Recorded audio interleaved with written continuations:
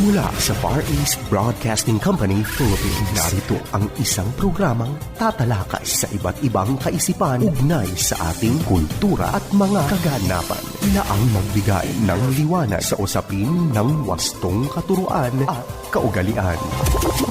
Kamalayan, kasama si Pastor Jebo Banzuelo.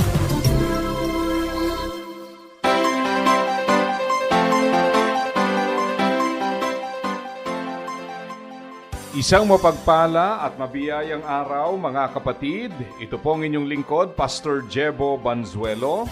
At kayo po ay nakikinig sa programang Kamalayan. At kami po ay nagpapasalamat sa patuloy niyong pagsama sa ating pag-aaral.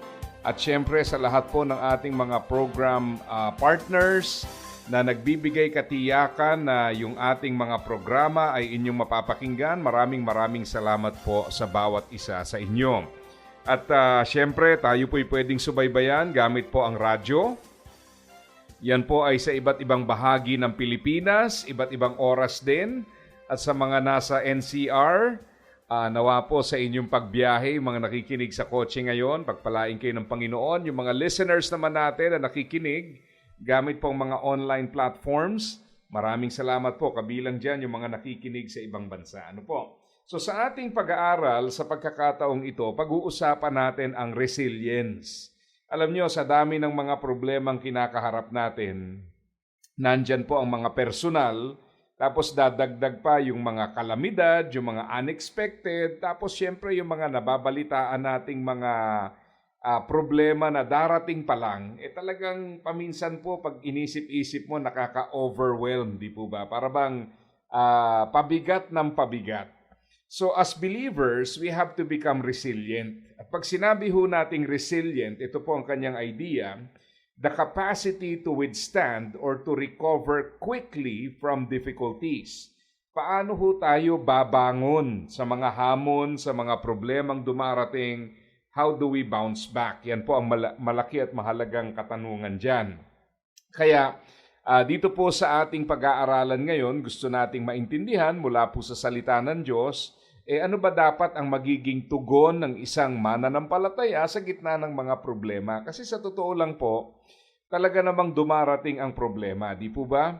Tayo po ay may kahinaan, kaya may mga times po na talagang nadi-discourage tayo, may mga times na bumabagsak tayo, may mga times na nagkakaroon tayo ng mga anxiety and worry because of the situation. Pero ang malaki at mahalagang tanong is kung sakaling makaranas tayo nito, how do we actually bounce back? Yan po ang mahalagang katanungan. So unawain natin. Ano po? Maraming klase po ang resilience. Yung isa is psychological resilience. Ito naman po yung tinatawag na mental capacity to deal with or adapt to uncertainty, difficulties, and adversity. Paano natin haharapin yung kawalan ng katiyakan, yung mga problemang dumarating, at saka yung mga oposisyon sa ating buhay? Kasi may mga times po na yes, may problema tayo, pero pagka hindi tayo psychologically resilient, yung level ng current problems na pinagdadaanan natin, na multiply exponentially dahil sa nadadagdag pa yung kung ano-anong iniisip natin. Totoo po yan. May mga pagkakataon po na sabihin na nating dalawang tao, parehas ng problemang pinagdadaanan, pero yung perception sa problema magkaiba. Merong iba ho na they would not take it so heavily. May mga iba naman na talagang deeply affected and impacted by the problem.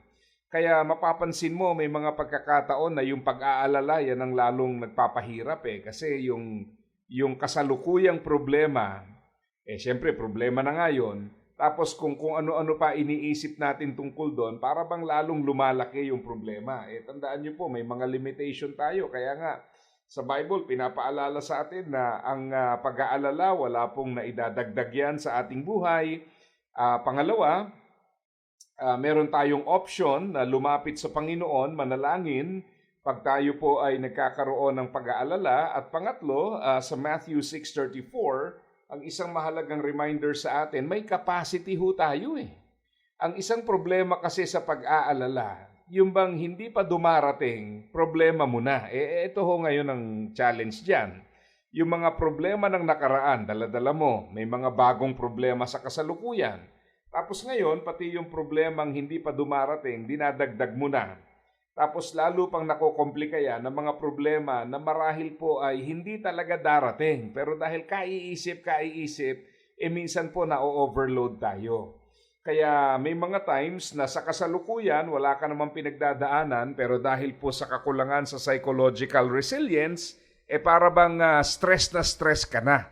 Dahil nga pati yung hindi dapat problemahin, hindi pa dapat problemahin, at hindi naman talaga po problemahin, pinroblema mo ng lahat at nag-complicate nga.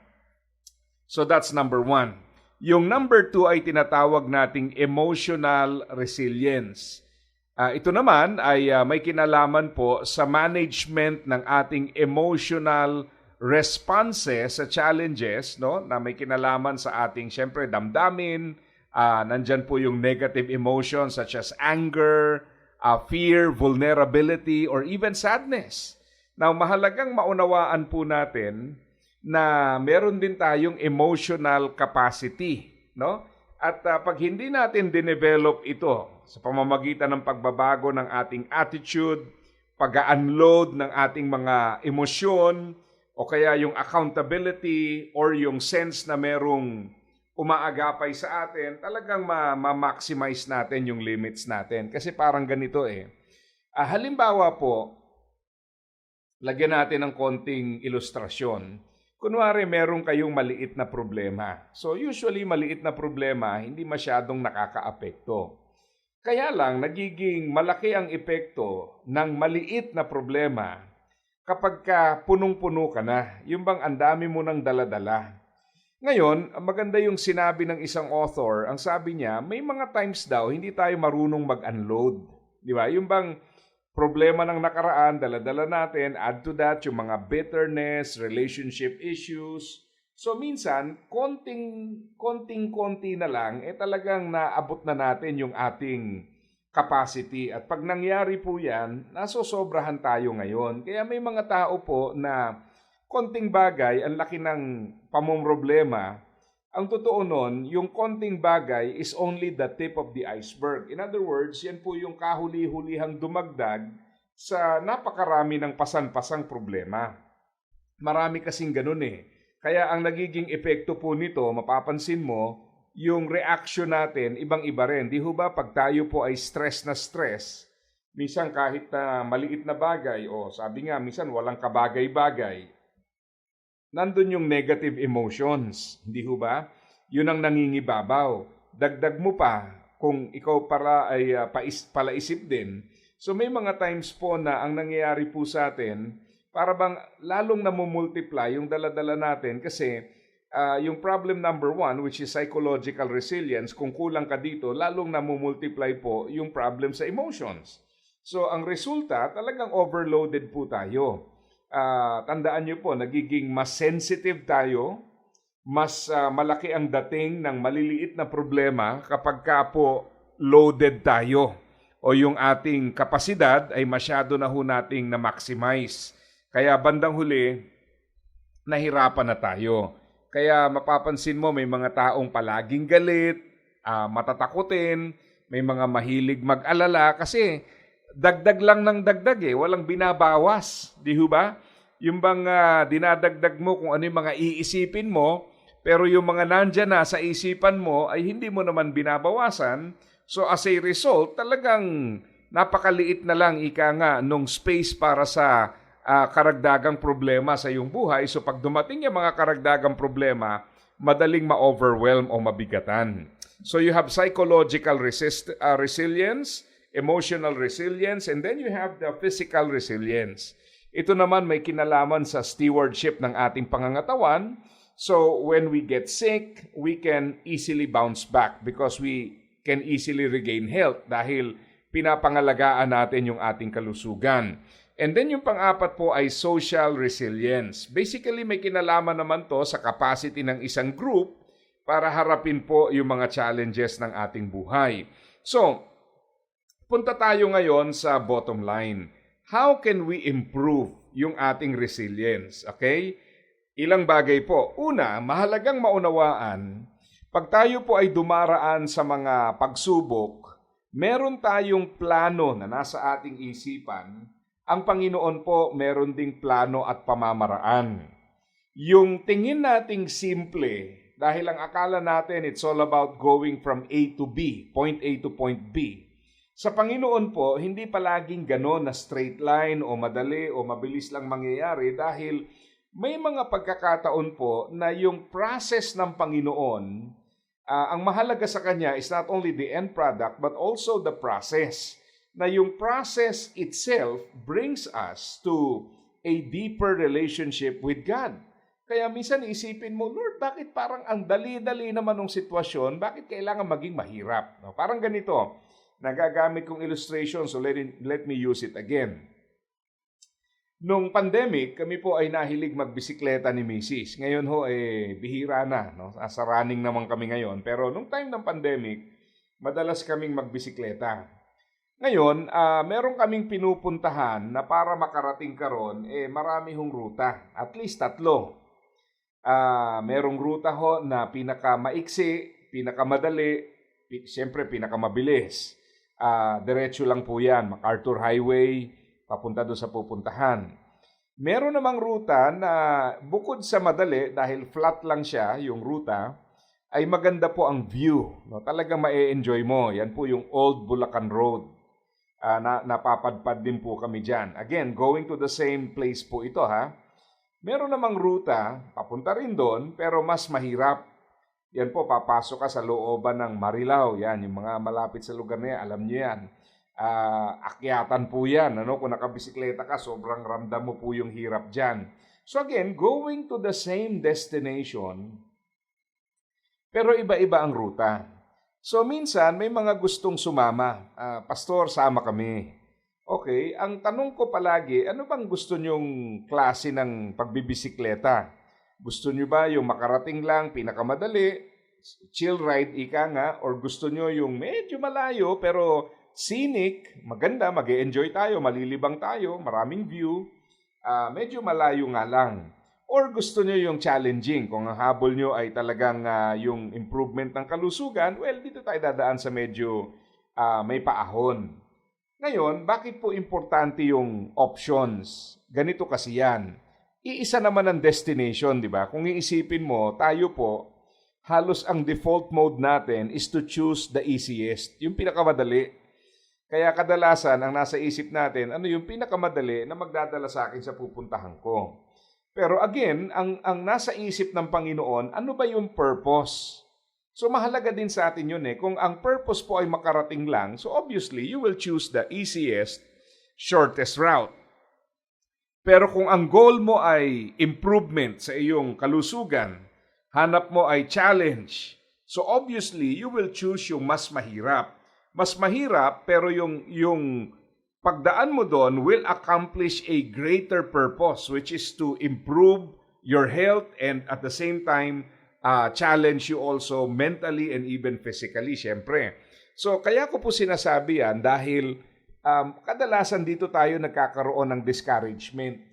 Yung bang ine-expect natin, madali lang to. Tapos pahihirapin ng Panginoon, hindi ba? Parang yung paglalakbay sa wilderness. Pag binasa mo sa Exodus, 11 days lang from Egypt to Promised Land. Pero ang nangyari po, 40 years in the wilderness. Can you imagine? Layo, ang laki ng difference. Yung ilang araw lang, nauwi sa ilang dekada.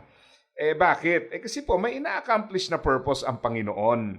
So, sa atin, kaya tayo nai-impatient kasi ang tinitingnan lang natin, makarating na, tapos na, yun na yun.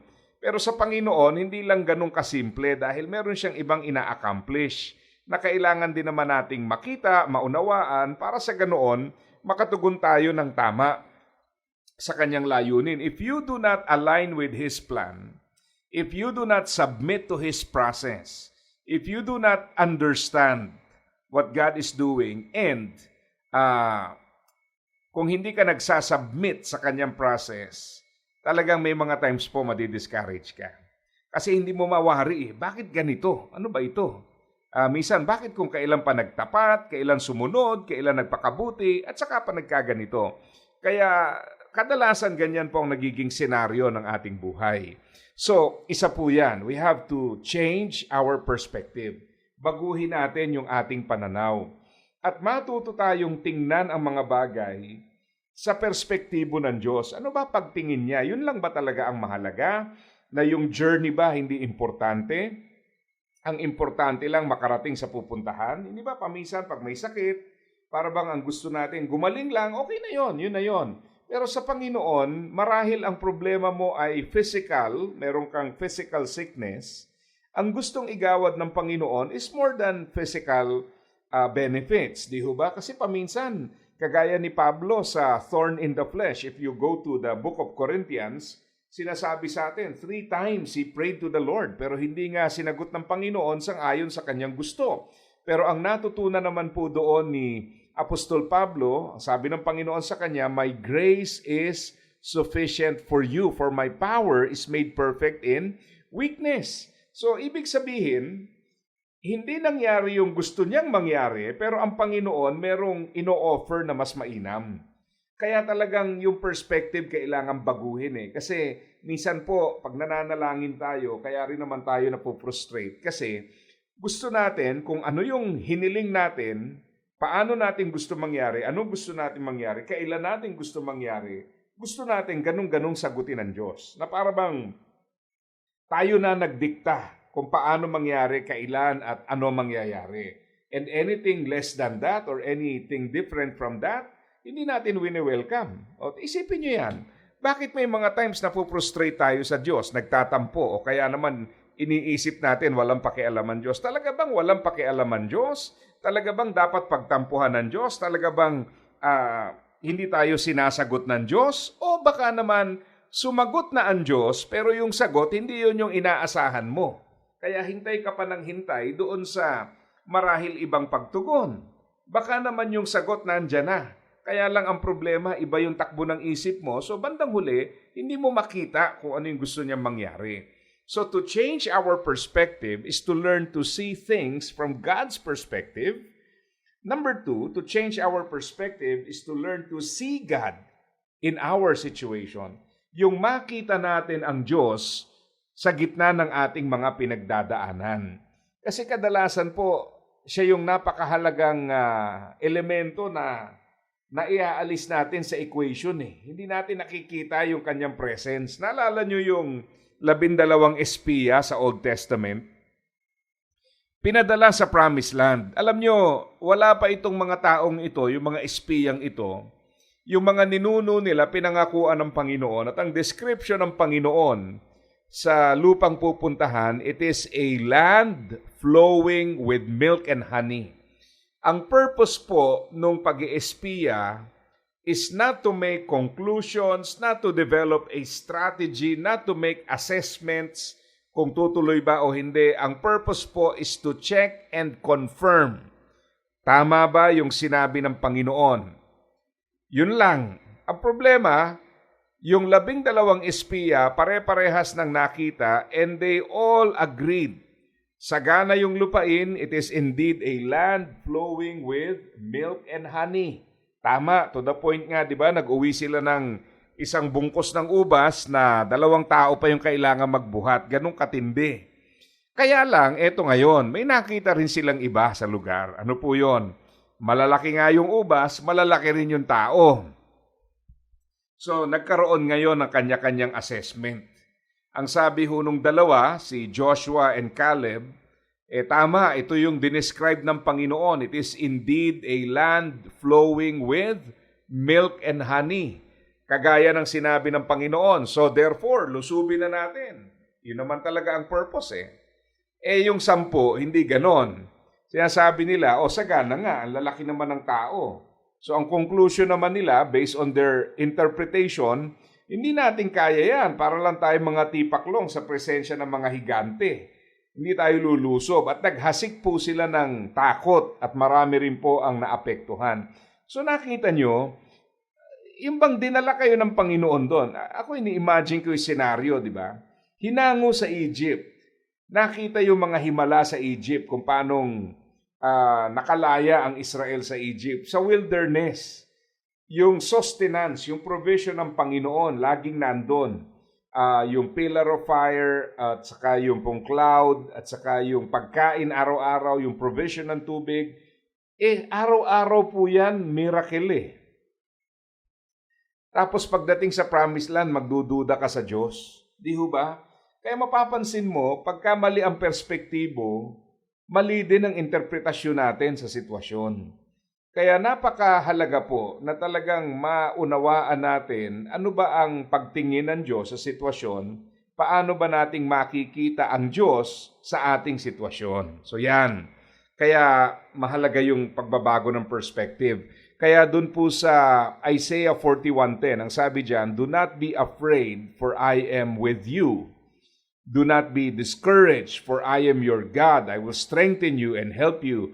I will hold you up with my righteous right hand." Pinapaalala sa atin, ano ba yung nasa atin? Ano yung binigay sa atin? Sino ba yung kakampi natin? Di ba? I am with you. I am your God. I will hold you up. I will strengthen you. Grabe mga salita ito. Pero kadalasan po, yun nga, nalilimutan natin to. We try to assess things from a human perspective. So, pinanghihinaan tayo ng loob. We look at the situation and we don't see God in the situation. We don't factor Him in. So, we get discouraged. Maganda yung sinabi nung nabasa ko about David fighting Goliath. No? Sabi daw ng mga Israelite army, take note, trained po sila and they were equipped to fight. Nung makita nila si Goliath, ang kanilang kaisipan, he is too big, masyadong malaki. We cannot defeat him. Sa perspective naman ni David, because he trusted in the Lord, para sa kanya naman, he is too big, masyadong malaki yan, that I cannot miss him. Hindi pwedeng hindi ko patamaan yan. Iisa lang yung tinitingnan, pero magkaiba ng response. Bakit? Magkaiba kasi ng nakikita Yung iba nakita yung laki ng problema, yung may pananampalataya ang nakikita, yung laki ng Diyos. So we become resilient by changing our perspective. We have to align with God so that we can look at our situation and to see things from God's perspective. And number 2, to change our perspective means that we also factor in the most important element, to see God in our situation. So that way, ma-encourage po tayo and we can bounce back sa mga problemang kinakaharap natin.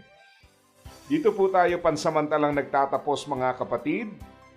Ito po ang inyong lingkod, Pastor Jebo Banzuelo, pansamantalang nagpapaalam at nagpapaalala sa bawat isa na ang buhay na ginagamit ng husto at wasto ay walang pagsisisi pagdating sa dulo.